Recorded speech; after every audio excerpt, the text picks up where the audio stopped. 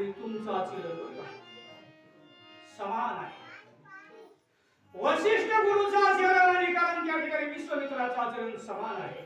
वशिष्ठ गुरु सुद्धा कारण गायत्री मंत्राचा जप करणारे होते आणि आवड एकाचीच होती बरं का. कशाची होती आवड? आवड एकाची होती, एकाची.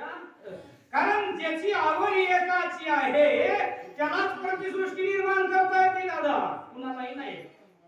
बाकीची आवड नाही सांगत. माझ्या जीवीची आवडी पंढरपुरा येईन बुडी, पांडुरंगी मनरंग रे, गोविंदा ते बुधी वेधले. अशी आवड असावं. मला महाराजांना करून व्हायला घ्यायचं कारण महान चांगलं सांगितलं मस्त. वैराग्य कसं असावं आणि भजन करीत असताना कसं जगावं, कसं वागावं आणि कसं कारण जगामध्ये काय आवडू नये काय आवडावं, काय आवडू नाहीये काय आवडू नये एकच शब्द सांगतो मला नाहीये.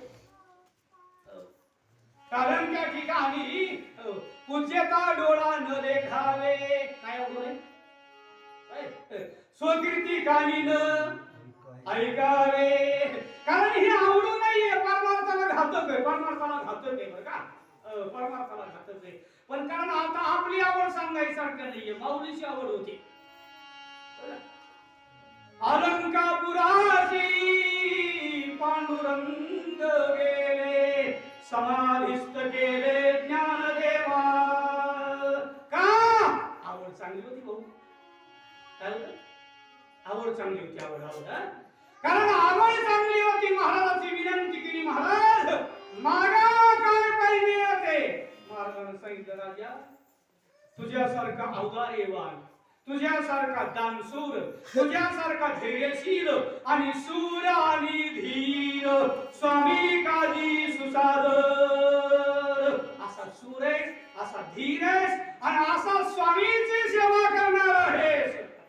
कोण म्हणाले तेवढं सोडू नका म्हणजे पाताळीत चालते ना. कारण विश्वामित्राला सांगितलं, राजा एवढा बलवान आहेस, एवढा युद्ध कौशल्यामध्ये महान आहेस, स्वर्गावर विजय मिळवला. तो काय केलं? स्वर्गावर विजय मिळविला आणि स्वर्गातल्या देवाला आनंद देण्याचं कार्य केलं. एवढा महान सूर्यवंशाच्या कुळामध्ये आहेस असं राजाचं मोठेपणाचं वर्णन करतात.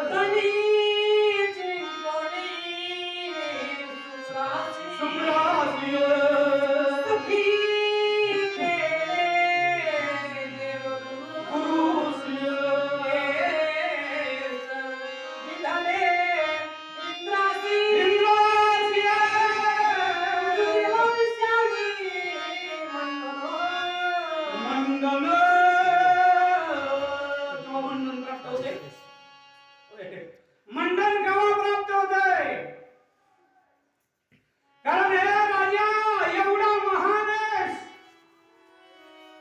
कारण दुर्नाकरण त्या ठिकाणी दैत्याचा गुरु सुकराज याला जिंकलोस. राजा असा असावा, प्रजेला सुख कसं मिळालं याचा नित्य ध्येय ज्याचं असेल त्याचं नाव राजा. का राजा कुणाला म्हणायचं नाही, म्हणायचं राजा कुणाला. ही परिस्थिती आहे. कारण राजा काय युद्धाला गेला होता, का सुकराला जिंकलं होतं, का इंद्राला सुख दिलं, का बृहस्पतीला प्रसन्न केलं, त्याचे बरेच कारण आहेत. आता हे सांगत गेलो जर लांबून बघा. राजा दशरथाने ज्यावेळेला सुकराज यावर विजय मिळवला आणि त्या टाइमाला प्रसन्न झाला पाऊस मेघ पर्याय दुष्काळ होता. विद्यानगरीवर पर्याय का दुष्काळ पडतो?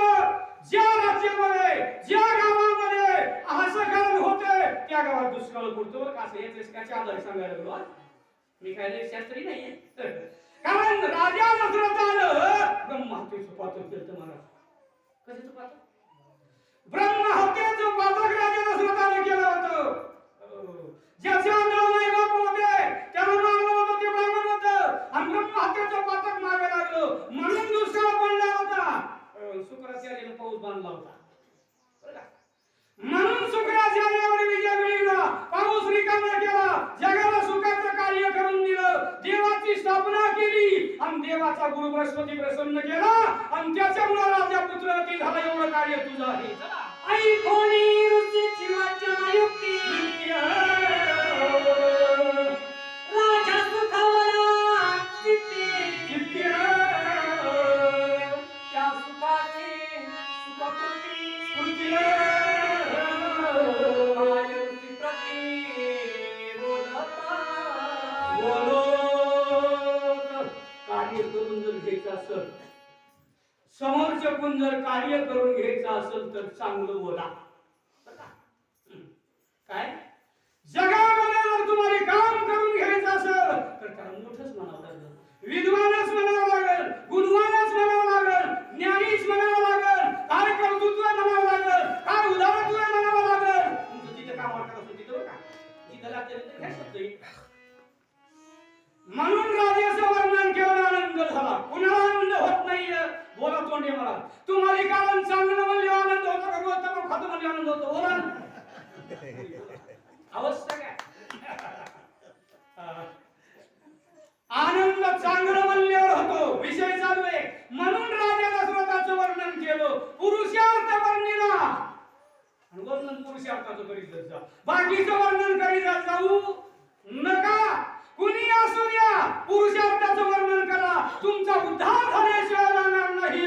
पण अपुरुषार्थाचं जर वर्णन केलं तर कारण तू अत्रा सगळं कष्टात आल्याशिवाय राहायचा नाही. कुणाचं वर्णन करा याला सुद्धा तारतम्य, कुणाला मोठं म्हणू याला सुद्धा तारतम्य. तसं राजा दशरथानं वर्णन नाही केलं. मनाला आनंद झाला आणि आनंदाच्या भरात मला महाराज काय पाहिजे ते मागा. ओ मनी आती विनिता जोडणी धोणी आस्था ऋषीचा ग्रंथकार्यार्थ आसे पुसता स्वानंदे आसे पुसत स्वानंदे.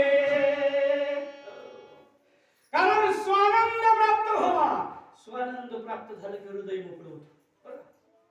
एक लक्षण सांगतो, कारण स्वानंद प्राप्त झाला की हृदय रिकाम होतं आणि हृदय रिकाम झालं की समोरच्याला कारण चांगलं बोलतो आणि खरं बोलतो. बाकी पुन्हा शब्द बघा. हो खरं बोलतो. राजा दशरथानं विनंती केली. राजा दशरथ प्रसन्न झाला बरं का. सर्वांगाने प्रसन्न व्हावं आणि मग कृपा होत असती. हो सर्वांगाने प्रसन्न नाही झाला. किती गुरुने डोक्यावर हात ठेवल्या शिष्याचं कल्याण होईल असं सांगताच येणार नाही. पण सर्वांगाने प्रसन्न झाला. काय होतंय कृपा कटाक्षे न्यायले आपुल्या पदी वैसविले बापर तुम्हा देवीवर विठ्ठले भक्ता दिले वरदान. अशी अवस्था प्राप्त होतीये. राजा प्रसन्न आहे. प्रसन्न झाले राजाने विचारलं महाराज काय सेवा करू. विचार आपण तुझ्या विचारावर रामायणासाठी नाही ऐकायचं.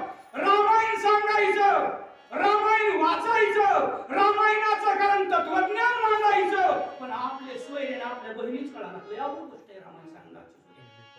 काय परिस्थिती असं नाही ना. म्हणून महाराज विनंती करू लागले महाराज माझ्या दारात तुम्ही अतिथी आलात.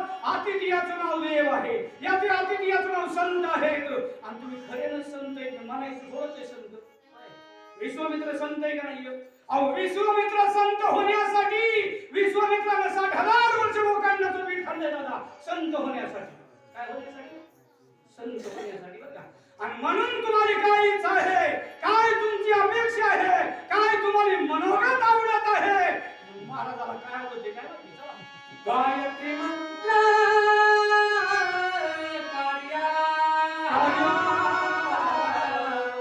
विश्वामित्रा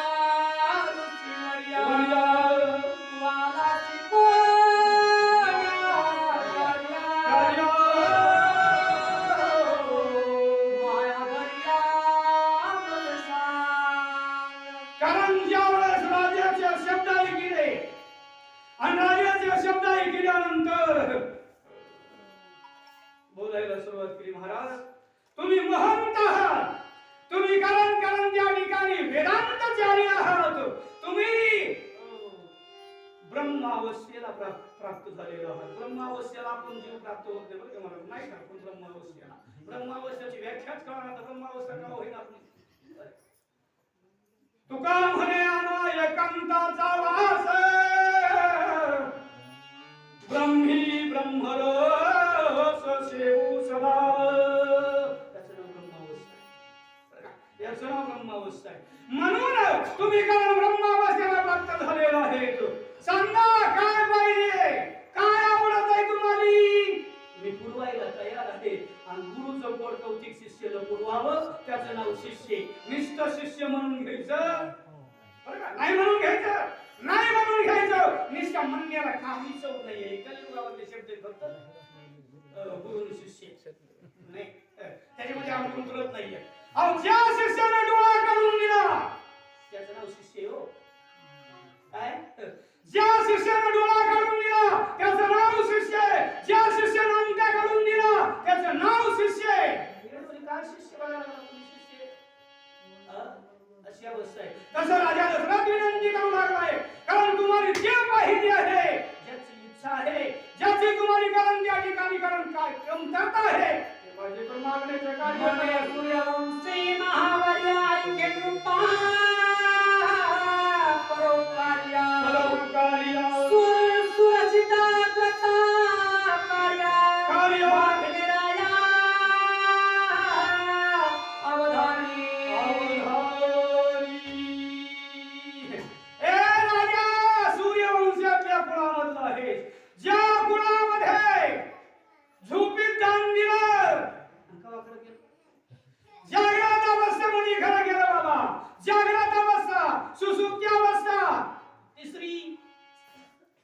तिसरी जाऊ दे मला तू तुला काय कारण ही कारण तीन अवस्था आहेत. त्याच्यापैकी झोपीमध्ये दान दिलं, दृष्टांता कारण त्या ठिकाणी जागृतामध्ये पूर्ण करण्याचं कार्य केलं. अशा वंशातला ज्या राजा